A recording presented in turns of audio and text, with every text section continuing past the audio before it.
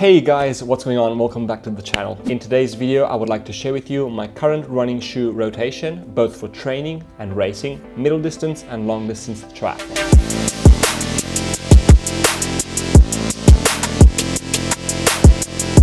For context, I am a very mediocre runner. I'm slow, I don't care about speed, and I only focus on distance, basically. My average running pace for long, slow runs is around 5:15 and 5:25 per kilometer in normal running shoes. My running shoe progression was, I think, a very standard one. I started with Nike shoes, the brand that I thought was the running shoe brand. I started with some super basic Zoom structures, then progressing towards Pegasus, Pegasus Turbo, and eventually carbon-plated Nike shoes. Then I had an injury to my left ankle, which forced me to take around 2 months off. And in the meantime, I rethought my footwear choices. At this point, I had started getting into 70.3 training, and it seemed like all triathletes had shoes from this crazy brand, Hoka. So one day I went to a local sports store and I tried on my first pair of Hokas, some Bondi 6s. It was a crazy feeling. As soon as I put on the shoes, I felt like they were made for my feet. Using the Bondi, I managed to get back to running fairly quickly. My injury seemed to not flare up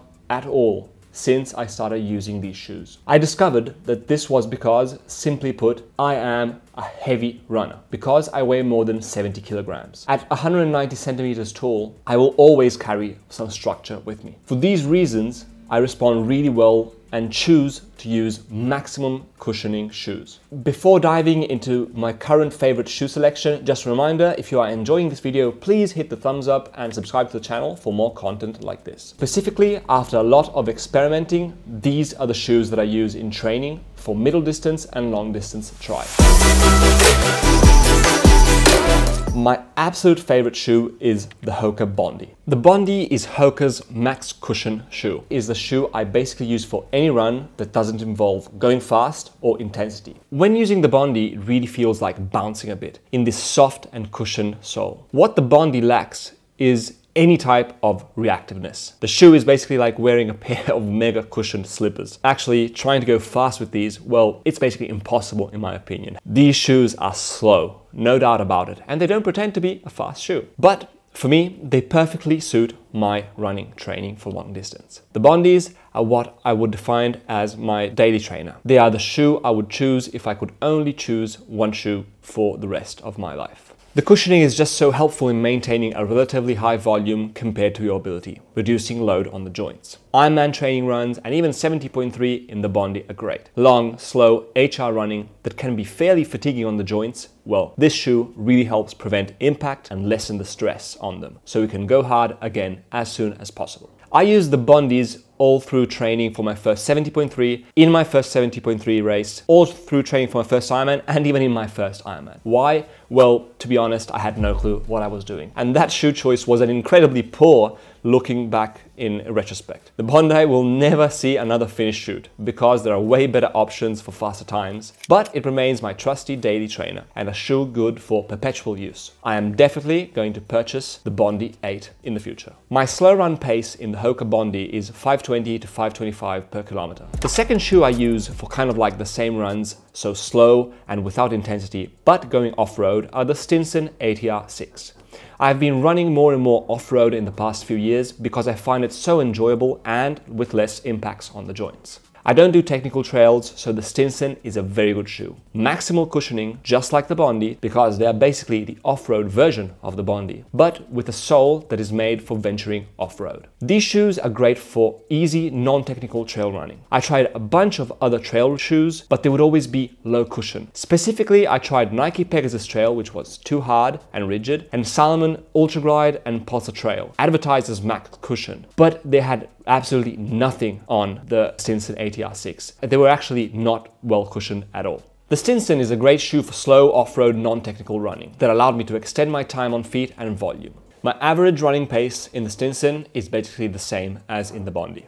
Next is the shoe I use for medium to long runs with race pace efforts. It's a shoe I love and that I have been using for the past couple of months. The Bondi X. The Bondi X takes the max cushioning of the Hoka Bondi and combines it with a carbon plate inside the shoe. The result is a massively fun shoe. Everything that the Bondi is lacking in reactiveness, speed, snappiness, and generally fun, the Bondi X makes up for it, while at the same time having a huge amount of cushioning to absorb impact. They have a lively, snappy feeling every time you hit the ground, and really inject a healthy dose of fun and liveliness to our run. The Bondi X is my favorite shoe for training, and in my opinion, absolutely worth checking out. My slow run pace in the Bondi X is 5-10 minutes per kilometer. Now we come to my racing shoe, and this is an insanely good shoe, which I have already made a video about, and it is the Nike Alphafly.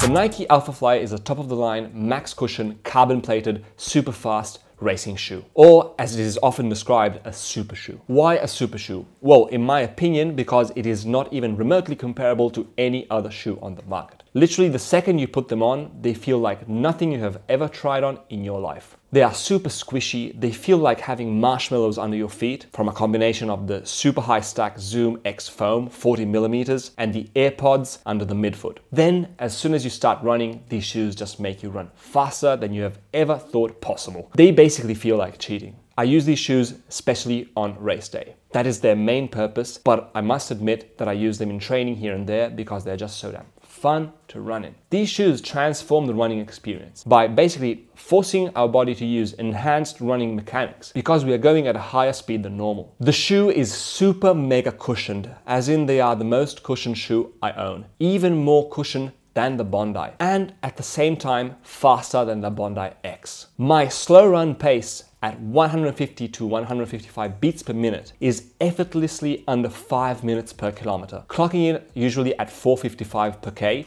without any additional effort. I have the Alphafly version 1, and after having had this great experience with it and having seen countless unbiased shoe reviews on YouTube, I am dead set on getting the Alphafly 2. Why is that? Because the Alphafly 1 has only one problem in my experience. It is a 4mm drop shoe. On paper this is great, as it is the same as Hoka, so I thought it would aid me in the transition. But in my experience, on a super fast racing shoe like this, 4mm drop causes a lot of additional stress on the Achilles tendon and the calf. This is solved in the Alphafly 2 as it has an 8mm drop, which in my opinion will solve this issue. The other problem that I find with the Alphafly, and that is the reason why I don't really use it that much in training, is that it breaks down our normal running form. So our running form, at least in my experience, really breaks down and deteriorates after some kilometers using them, especially on long runs. It might maybe lead to some problems if you do it in training, but in racing, if you have to do 40K, I think it's absolutely the shoe to go with. The only other problem with the Alphafly is its whopping cost. If I'm being completely honest, if these shoes cost a little less, probably around 160 euros, I would probably run in them so much more for any distance, even 5-10 kilometers, even like 2 kilometers, because they're just so much fun and they are so easy on the joints.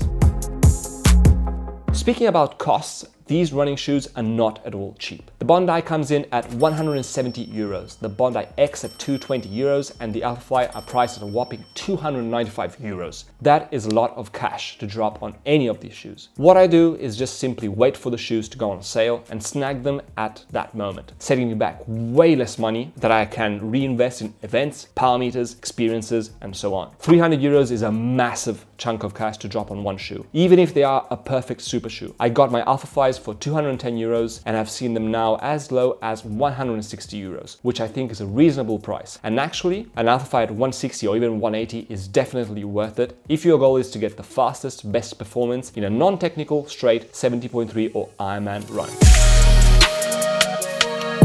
The question is, do you really need 4 pairs of shoes? Well, that of course will vary based on your personal experience. But for me, it was a great upgrade. I used to buy 1 pair of shoes and use them basically until they died. 1 pair of Bondi for every run until they resembled more cardboard than shoes. In my experience, upgrading to having a shoe rotation allows first and foremost the foam in the shoes to recover between every session, which takes quite a bit of time. So in my experience, running shoes now last a bit longer. The second reason I rate a running shoe rotation is the fact that every single shoe makes us use our muscles and our running form differently, which in my experience increases the variety of stimuli and avoids running in a mega repetitive pattern. Also varying surface by being able to go off-road with the Stinson. I find this really helpful. So guys, I'm so glad I made this video. Having a running shoe rotation is something I really consider useful, and I hope you found it useful also and can apply it to your personal running experience, both in training and in racing. These were a broad outline of the types of shoes that I use. I really believe that even if you use a different brand, I think these types of shoes or the concepts in this video can be applied to find existing models that will suit you best. Thanks again for watching the video. Subscribe to the channel and I will see you soon.